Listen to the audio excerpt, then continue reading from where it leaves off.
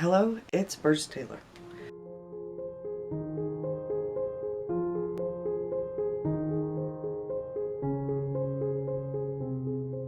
And I am sick, so you'll have to forgive me, but it's Coffee Chat Wednesday, and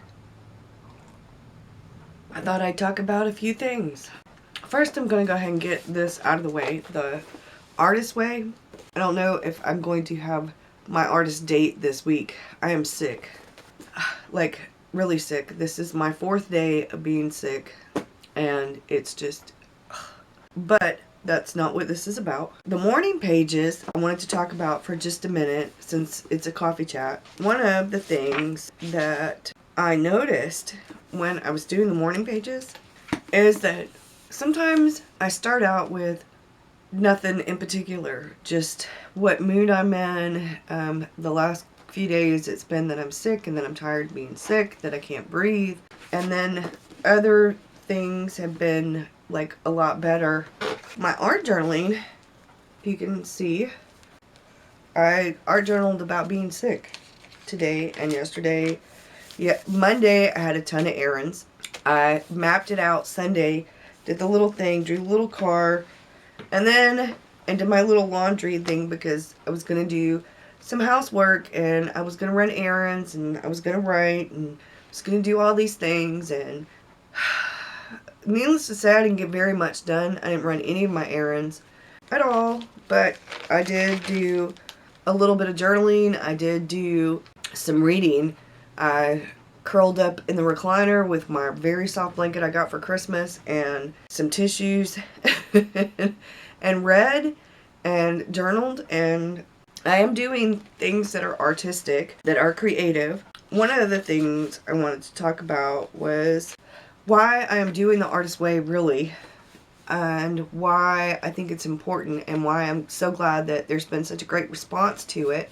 And like I said, I'm doing the giveaway, so if you haven't checked that video out yet, you should. I'm sending some lucky person their very own copy of The Artist Way. My copy has highlights in it, and I ordered one from Amazon. It should actually be in tomorrow, so I'll probably be mailing that stuff out Saturday. I have an insert to mail out to somebody that I'm doing. It's like a traveling insert kind of thing that I'm going to be mailing out Saturday.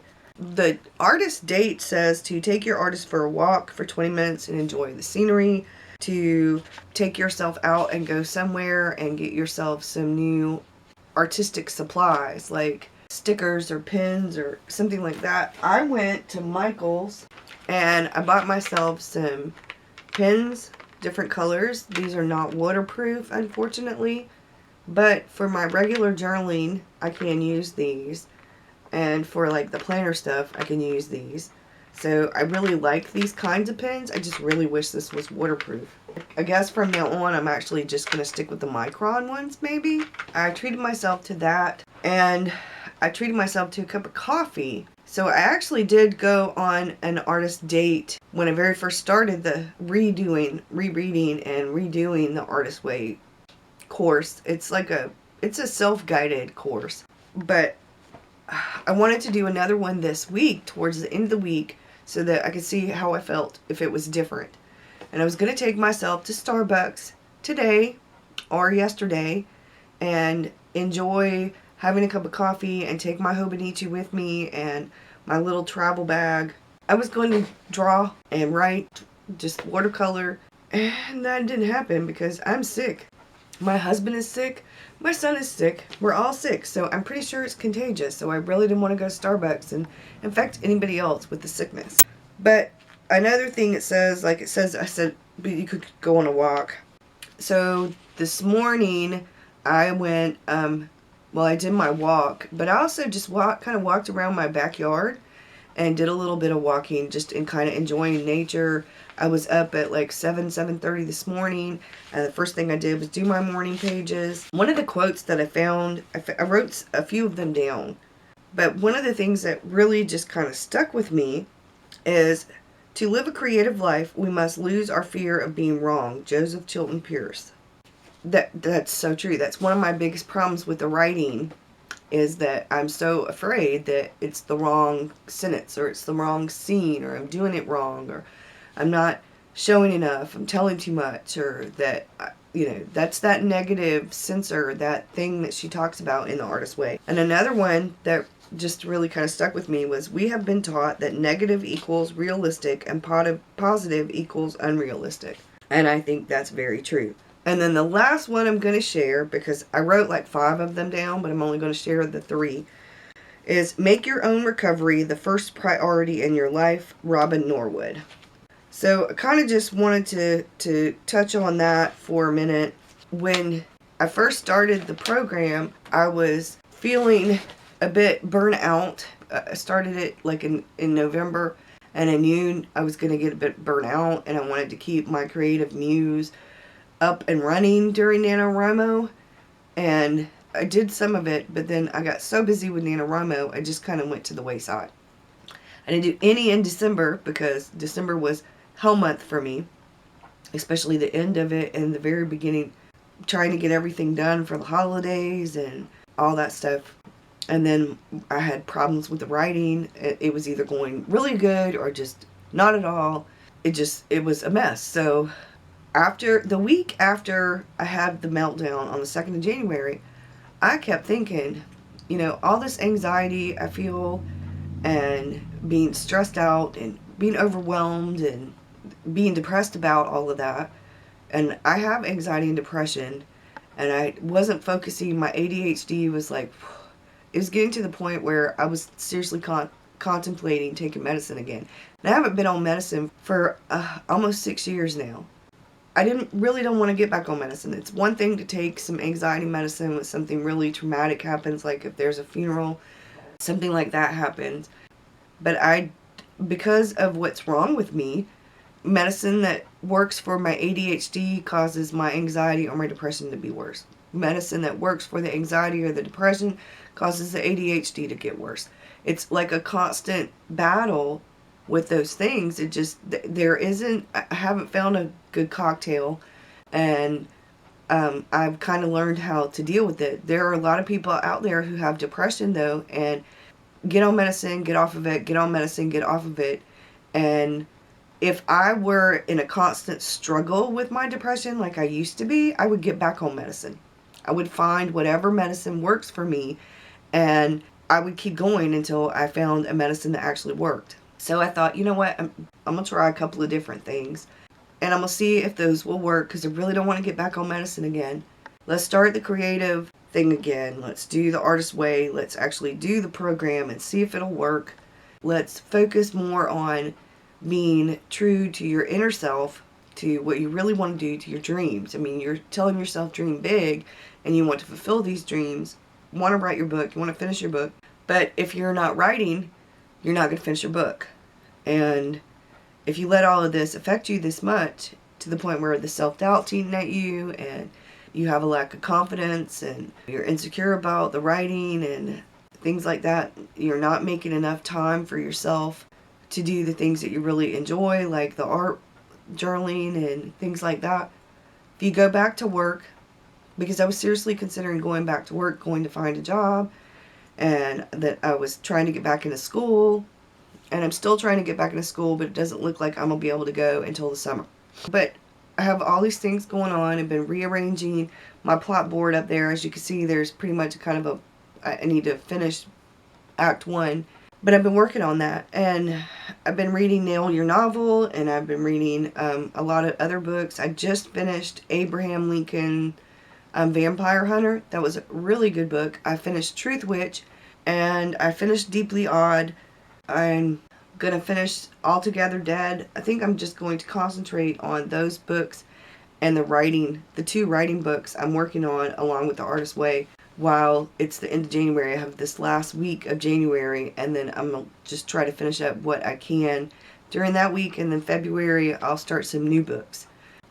I tend to usually have 3 or 4 books that I am reading at one time, because if I read too much of the writing books, then I get bored.